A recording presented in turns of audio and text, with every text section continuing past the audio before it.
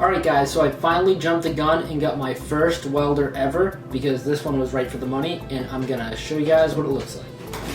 It's a Harbor Freight titanium MiG 140. Let's get into it. Alright, so first we're gonna go over the box a little bit. Mine's kind of damaged, not a big deal. This was the last one anywhere near me. I called 6 different stores and I had to drive 2 hours away just for this one, and they had to save it for me. Someone even offered them $20 to just sell it to them instead, but they actually kept it, so thank God. So clearly this is a sought after welder. It's great for the money. It's only 400 bucks, and if you use a coupon, it can be $349. I don't know if other people did it, but I was not able to use a coupon at all on this, so I just paid $399. But still cheap for the price, because this is just as good as the Hobart 140, and that one is about $650, so you're gonna save a lot of money.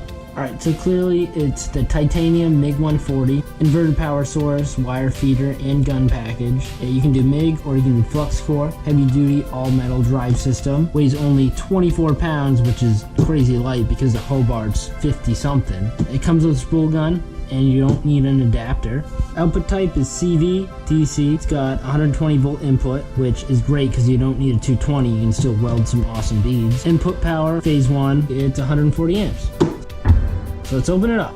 Of course I picked the worst knife I could pick. Try not to cut myself open.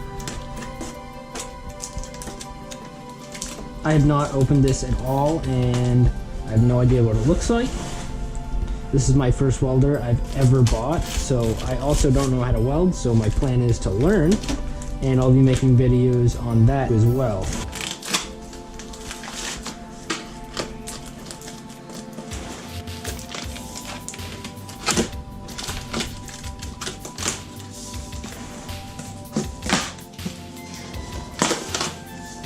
Alright, first things first, when you open it up, you get this awesome little pamphlet. Explains everything, how to use it, so I'm gonna definitely need this. Comes in a nice little sealed bag, so it's weatherproof to a point. Ooh, alright. So we got our spools of wire. One is flux core, one is just MIG with gas you have to add, I believe. This one is flux core. Actually give you a decent amount. And this one is your gas MIG, or the MIG you use with gas that you have a tank for.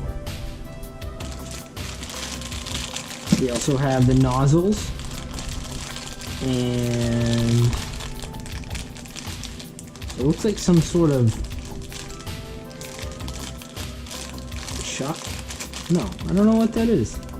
We'll get into that later because I'm not sure, but definitely has a keyway in there, so I'm sure a key goes in there and it fits on somewhere. Okay, we got our dial. It says 1N close. Oh, it's supposed to say open. That makes sense. Let me see if you guys can see that. Come on, focus, GoPro, focus. Well, it says Owen close, so that's kind of funny. I actually like that. Alright, so now this part, what you put on your argon tank, or argon mix tank. I'm surprised it came with that. Covers, they kind of look cheap, but the actual piece itself looks like pretty high quality brass. We'll put that aside, not break it. Move this other styrofoam piece. And now we have this side box that we open. Clearly the ground cable and gas hose are in here. Let's open that up.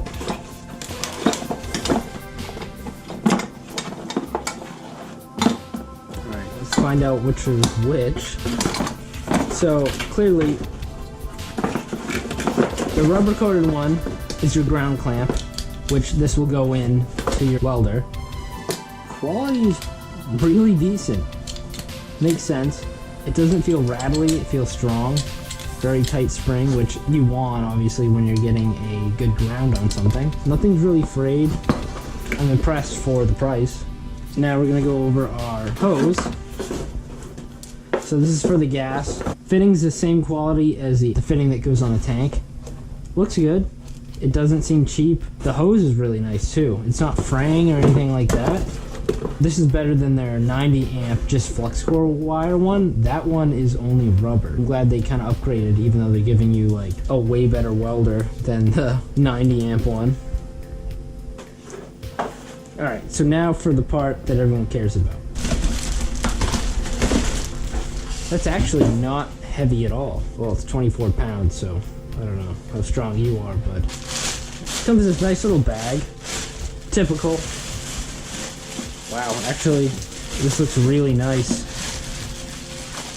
For the money I paid and the amount of things you can do with this thing, I'm impressed. Alright, so the cables have been wrapped in a plastic bag with some cable ties. Same with the extension cord, or cord. This is really cool looking. Quality feels really, really strong. For what I was expecting, this is definitely a lot better. So everything is nice in there. This is the mechanics of it. Let's see. Pull this little guy out. This is the business end of it.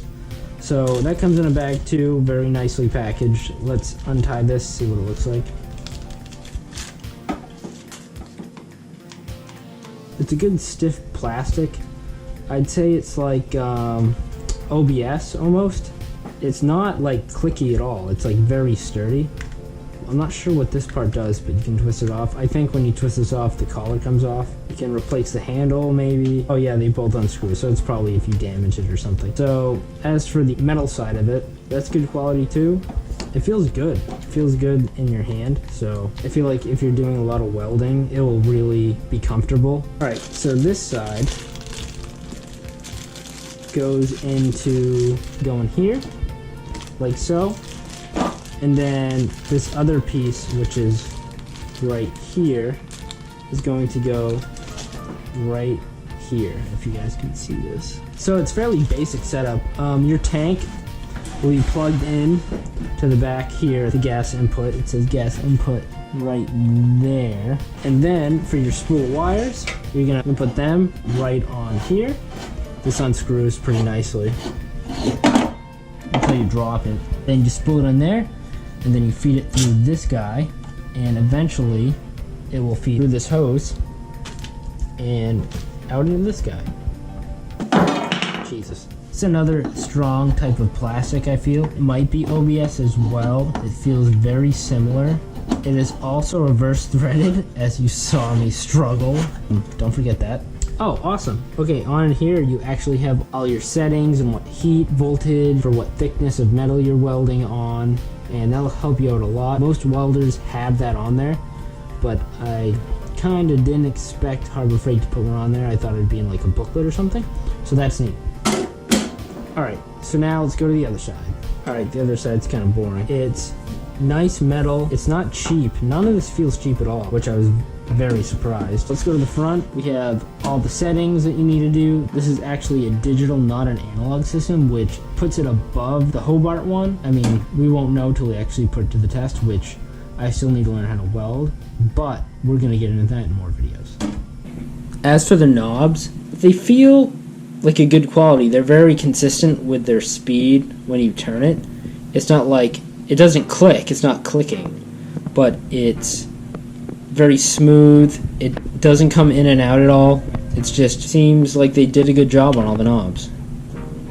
Which, that's something they definitely could have cheaped out on if they wanted to, but I think they did a really good job with this. Same with the whole faceplate of this thing. Like, it doesn't crack or creak. I noticed that this part up here is actually metal, and the front and the back face are ABS plastic to me, but either way, it's very strong, very sturdy. It's easy to pick up. It's only 24 pounds, so that's really good. The hinges up here, also same type of plastic, very sturdy. They use screws for all of the hardware instead of bolts, which is kind of strange to me, but I don't know. But either way, they don't creak, they're smooth, they're strong, they don't really move around at all. This little latch is how you close it. Same type of plastic. They used a lot in this, I guess. But there's just a spring in there that closes it. Nothing too crazy. But overall, for about $400, you can't complain. This is great, comes with a lot of stuff. You have the warranty, which I did. I have a 2.5-year warranty, and it only cost me $10 with coupons. So that's great, because I'm going to be putting this thing through the ringer to really test out how strong it is. So far, I definitely give it a thumbs up. Alright guys, so that's going to do it for the unboxing of the titanium Harbor Freight 140 Mig Welder. I enjoyed it. I hope you guys did too. I'm going to do some welding with it in the next video, and I'm going to learn along the way, let you guys know how it goes. Please like, subscribe, and thanks for watching guys. See you at the track.